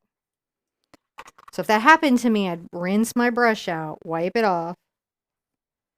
I'd grab glazing medium. If that thing hits my face, that's the end of the show. There's a bug flying around. Oh, I think he's okay. Let me check him. John's like, he's just praying that the show isn't over. That's what John's like. Don't do it, bug. Don't do it. She will nope out on the show. It went over my head is why. Okay. They're really busy. I don't really enjoy, I'm weirdly excited that I have bugs in my life now, but I'm also like super stressed about it because like on one hand, you want bugs. Bugs are important to the world, like the health of the whole world. We need bugs and a bunch of bugs died apparently. And now we're short of bugs. And if you think about growing up in the 80s and hearing about how there were so many bugs and there's so few everything else and the whole planet was like a biomass of bugs, you can imagine scientists were super concerned when there were less bugs. So I'm like, on one hand, very glad I'm using glazing medium and I'm rounding this brush stroke out. And what I'm doing is just making sure that our little ghosty has an ethereal sort of transitional space that really feels ephemeral and see-through and very ghost-like. See how we're doing? Did you get him? John's very kind. He releases them outside. We've stopped killing bugs. It's so bad. We've just stopped killing them. All right. I grabbed a little bit of my gold, and again, I want to come here and just make sure. Maybe bring a little bit of that up. So there's a little, you know what I'm saying? Like a little pull from the coffee as if the... Oh, look at that. Now, I so liked, I'm going to come in and I'm going to do a little detailing on the eyes and stuff, but I so liked putting in the reflections the other day. I may do that again.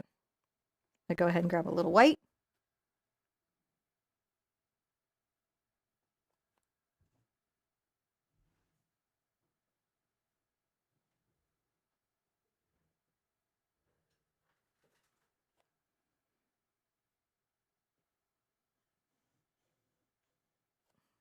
And again, do that sort of brush wiggle to blend it out. Isn't that wild how it does?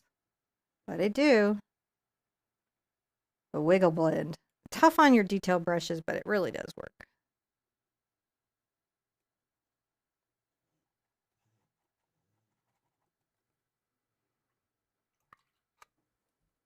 Back to my fluid white.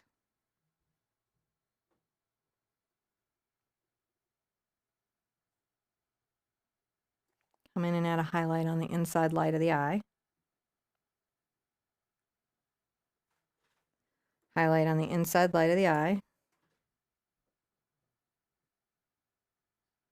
If I put too much in, what I do is I'll come back with my black and trim the line. You guys have seen me do this. So I'm having a little trouble here with this brush, so I'm going to come back and trim the line.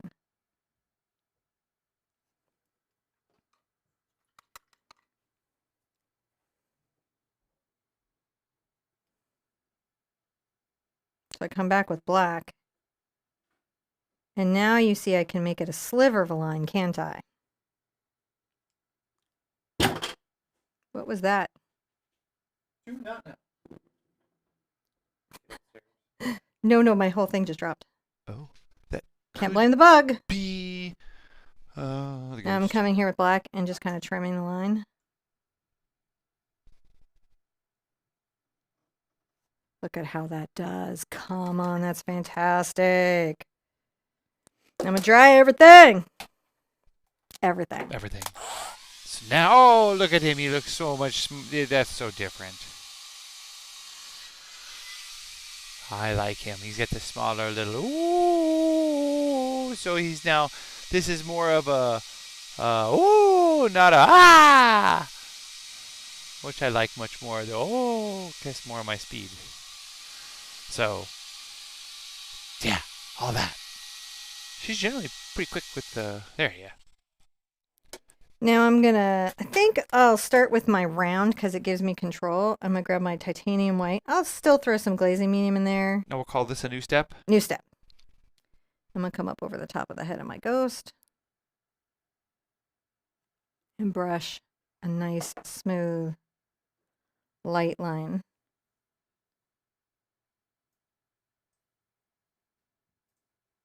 And much like I did with the little round detail, you can see I can wiggle my brush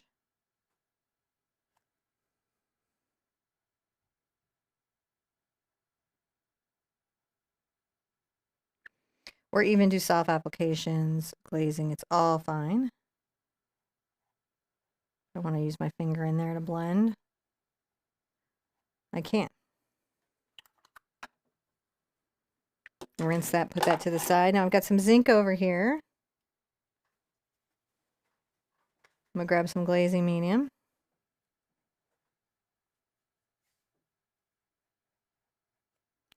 And I'm going to soften the shadows. They're still there.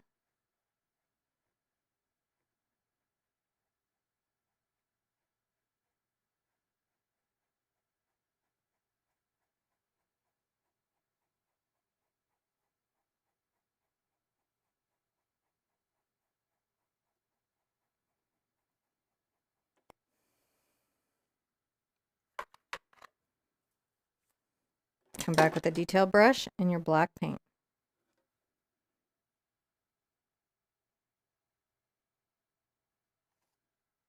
Amazing how it works.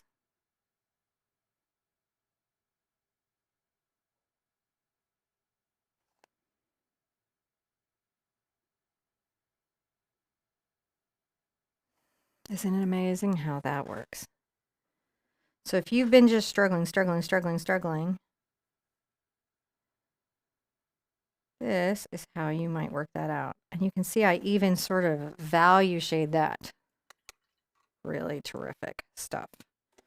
I'm going to grab this little brush right here. And I think I've got enough zinc here to continue on. I'm going to grab some of my yellow color, which was my Cad Red, Cad Yellow, and yellow ochre.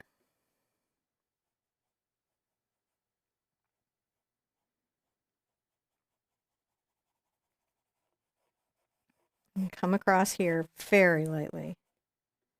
If I need glaze, I'll get glaze. It is not a big thing. And I'm going to come over here also with a little bit of that glow.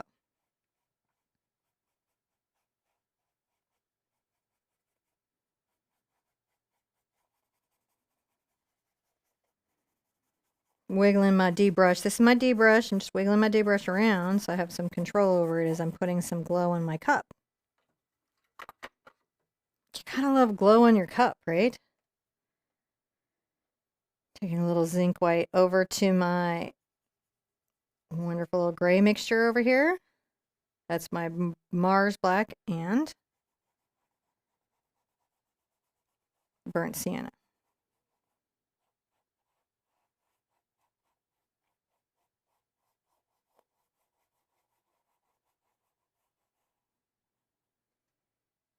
Back into my titanium white, edge of this.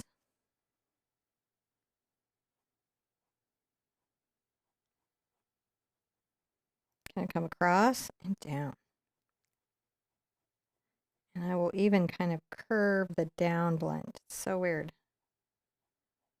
It works.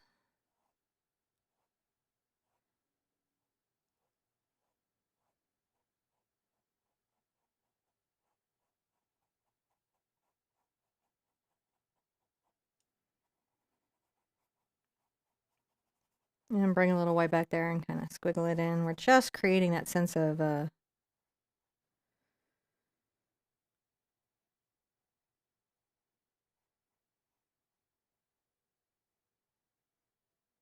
light and space.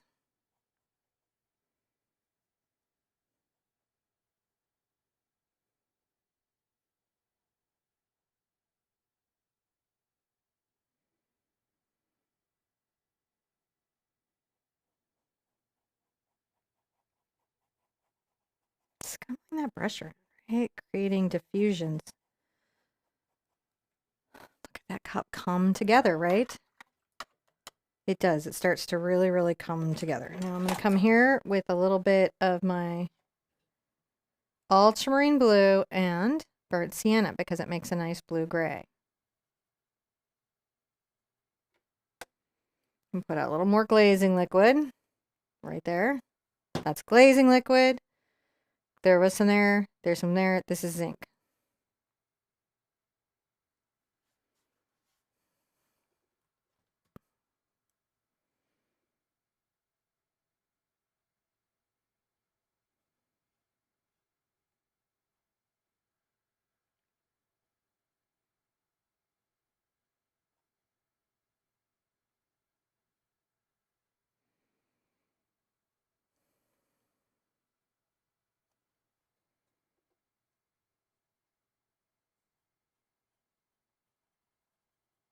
I'm going to wiggle this back a little bit.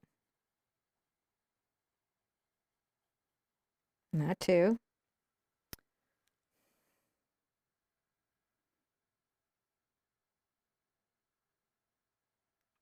Going to add that shadow to the handle of the cup.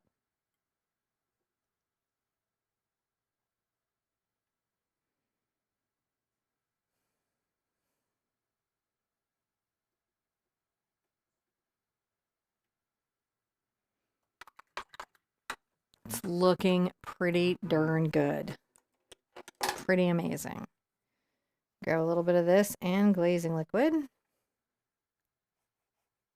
This is the burnt sienna and the ultramarine blue.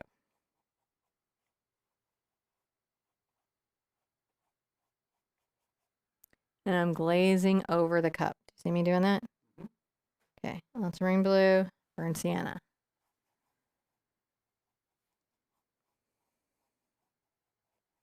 Come across here. I curve my brush strokes both in the horizontal and in the vertical to reflect the cup.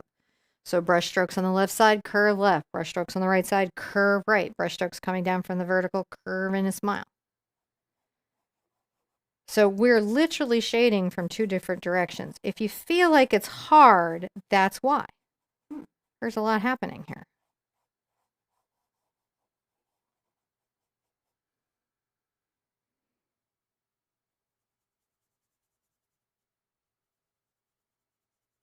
Little burnt sienna. Little ultramarine blue. Glazing.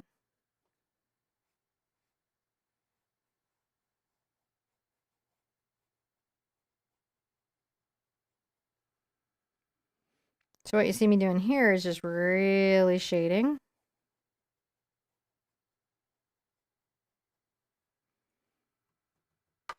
And come back.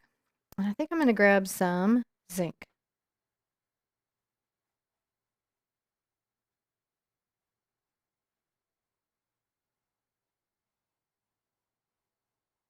Adding a little, oh man, that's so fantastic. All right, that's a step. Round brush, my friends. 17, we're busy today. Let's grab a little of our zinc and definitely some of our glaze. And let's come here.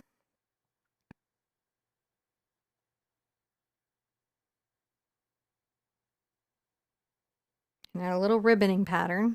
John, this step is up over where I'm painting. Huh? Or is it?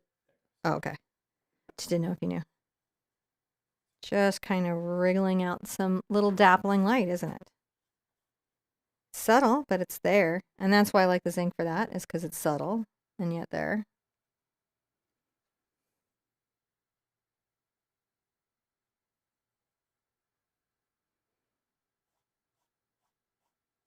Anything too strong, I just push it back.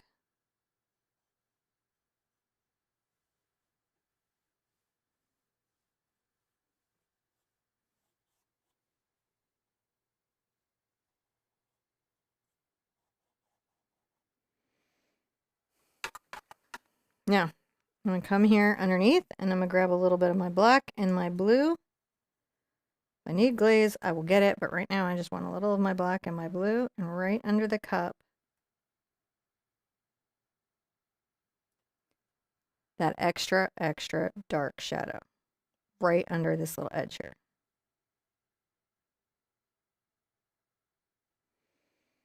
Now glaze.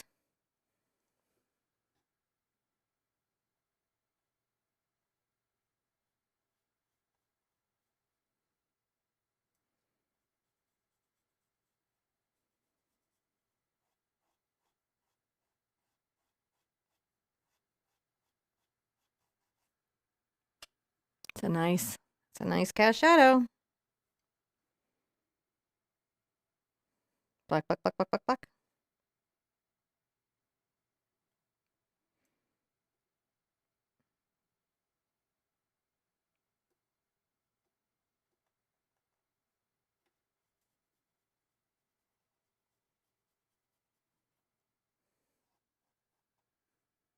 Look at that go.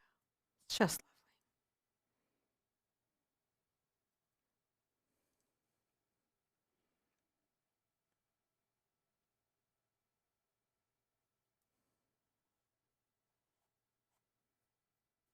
shade my handle back just a little bit too. I'm actually not unhappy with this Not at all. No, we turned out really, really nice. Now, what I'm going to do is, I think, I know that's different than the thing, but I really want to put a reflection in. You guys can add it if you like it, or don't add it if you don't like it. Yeah.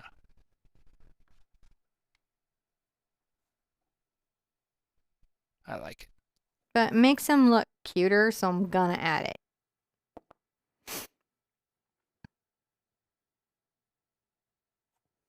Added just a little bit of highlight to the top of the mouth. Let's give a signature. I will go ahead and use my fluid acrylic and maybe even some of my glaze just to improve the flow of everything, and a color that I mixed from earlier but lighter, which is the black and brown. I try to stay in the spaces where I have been painting. Guys, thank you for coming today. I've been loving your ghosts. I've been loving your cat. I've been loving every painting that you guys are sharing. You guys are totally getting the spirit of Halloween this year. Like, you guys get it. Like, what crazy hair. You got, this is me while I teach. You guys are totally getting it. You're doing amazing. I love what y'all have been writing me today. Having a rough day, as you guys know, and I got on and there was a comment, somebody who said, I'm 20 now, but I started painting with you when I was 10, and I was really happy to see you online. Yeah. And sometimes I wonder if I've overstayed my welcome on YouTube, you know? I don't think so. I think like I've been here too long or something, and then somebody will say started. something like that, and I'm like, man, yeah, that is fantastic. I love this. I really love today. I mean, you can go further and further and further, but I feel like we really nailed the concept. How do we get here with acrylic paint? How do we do that? And I feel like we've done that. And I love this little guy. He's super cute, so I'm super happy with that. I want you guys to be good to yourselves, be good to each other, and I will see you at Anisel really soon. Bye-bye.